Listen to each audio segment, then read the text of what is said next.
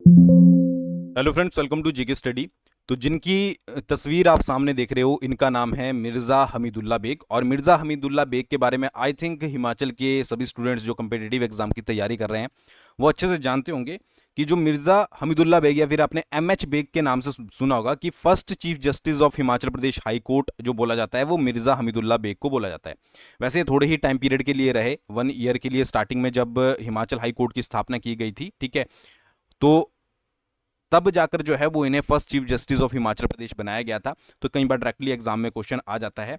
बात करें अगर प्रेजेंट के बारे में, तो प्रेजेंट में जो है वो एमएस रामचंद्र राव जो है वो क्या है, हिमाचल हाई कोर्ट के चीफ जस्टिस हैं, जो कि बहुत जल्दी जो है वो चेंज होने वाले हैं। और हिमाचल प्रदेश को जो है वो न्यू चीफ जस्टिस जो है वो यहाँ पर मिलने वाले हैं। अब इससे रिलेटेड बहुत सारे क्वेश्चन कई बार आ जाते हैं कि प्रेजेंट में कौन है, ठीक है, या फिर फर्स्ट कौन थे, ठीक है, और इसके साथ साथ जो आपके न्यू बनने वाले हैं वो कौन है। और कई बार स्टेटमेंट में, जैसे आप अलाइड वगैरह की एग्जाम की तैयारी कर रहे हो, कई बार स्टेटमेंट में भी जो है वो डायरेक्ट क्वेश्चन आ जाते हैं, ठीक है जी। छोटा सा टॉपिक है बट बहुत ज़्यादा इंपॉर्टेंट है। आगे बढ़ने से पहले, अगर आप घर बैठे कोई भी डिग्री करना चाहते हो या फिर आप वर्किंग प्रोफेशन हो और साथ में कोई कोर्स करना चाहते हो, तो यहाँ पर चंडीगढ़ यूनिवर्सिटी आपके लिए एक सुनहरा अवसर लेकर आई है, जिसमें आप MSc data science, MSc mathematics, BA JMC, BBA और भी बहुत सारी कोर्सेज कर सकते हो। सबसे इंपॉर्टेंट चीज़ ये है कि यूजीसी रिकॉग्नाइज्ड डिग्री आपको मिलती है, नोट्स वगैरह सब कुछ मिलते हैं, और उसके साथ साथ जो फीस है वो ईएमआई, नो कॉस्ट ईएमआई पर आपको यहाँ पर पड़ती है, ठीक है। फिलहाल के लिए 30% डिस्काउंट भी चला हुआ है, तो डिस्क्रिप्शन में लिंक दिया गया है, वहाँ पर आपको फॉर्म भर देना है, तो इनकी कॉल आपको खुद ही आ जाएगी। इवन अगर आप +2 के बाद कुछ करना चाहते हो, इनके साथ डिस्कस करना चाहते हो कि क्या करें क्या नहीं करें, तो भी आप जो है वो डिस्कस कर सकते हो। तो एक बार ज़रूर जो है वो फिलअप कीजिएगा। देखिए, हिमाचल प्रदेश को जो है वो बहुत जल्दी एक नए मुख्य न्यायाधीश मिलने वाले हैं, जिनका नाम है राजीव शकदर, ठीक है, राजीव शकदर। अब देखिए होता क्या है कि जब भी आप किसी कंपिटेटिव एग्जाम की तैयारी करते हो, इमेज भी यहाँ पर देख सकते हो, तो जो करंट अफेयर्स होते हैं उनसे रिलेट करके जो है आपसे क्वेश्चन पूछ लिए जाते हैं। फॉर एग्जांपल यहाँ पर पूछा गया है कि हिमाचल प्रदेश हाई कोर्ट के नए मुख्य न्यायाधीश जो कि आपके चीफ जस्टिस बनेंगे वो बनेंगे राजीव शकदर। तो इससे रिलेट करके क्वेश्चन क्या बन सकते हैं कि भाई जो आपकी अपॉइंटमेंट होती है, ठीक है, न्यायाधीश की, वो किस तरीके से होती है, कौन से अनुच्छेद के अकॉर्डिंग या कौन से आर्टिकल के अकॉर्डिंग होती है। तो अनुच्छेद 217 आपको याद रखना है कि अनुच्छेद 217 यह कहता है कि उच्च न्यायालय के न्यायाधीश की नियुक्ति राष्ट्रपति द्वारा भारत के मुख्य न्यायाधीश और राज्य के राज्यपाल के परामर्श से की जाती है, ठीक है।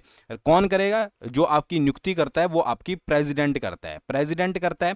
प्रेसिडेंट किसकी सलाह पर करेगा? भाई सीजीआई की सलाह लेगा, क्योंकि भाई वो हेड है तो उनको ज्यादा पता होगा, सीजीआई की सलाह लेगा। और उसके साथ साथ जो है वो स्टेट में कर रहा है तो स्टेट के गवर्नर की भी सलाह लेगा।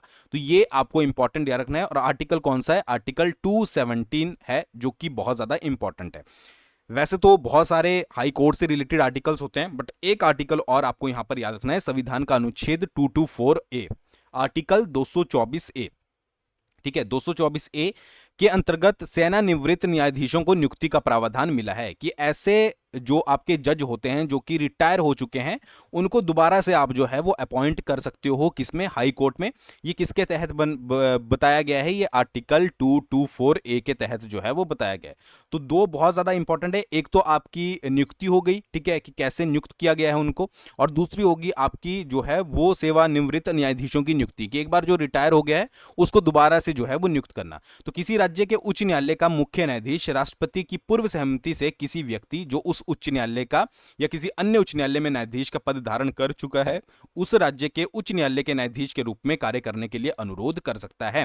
कि ऐसा बंदा जो रिटायर हो चुका है उसको दोबारा से जो है वो रीअपॉइंट करना, ये किस आर्टिकल के तहत आता है? ये आपका 224A के तहत जो है वो यहां पर आता है। तो ये आपको इंपॉर्टेंट यहां पर याद रखना है, ठीक है। आई होप आपको समझ आ गए होंगे, दो आर्टिकल बहुत ज्यादा इंपॉर्टेंट है।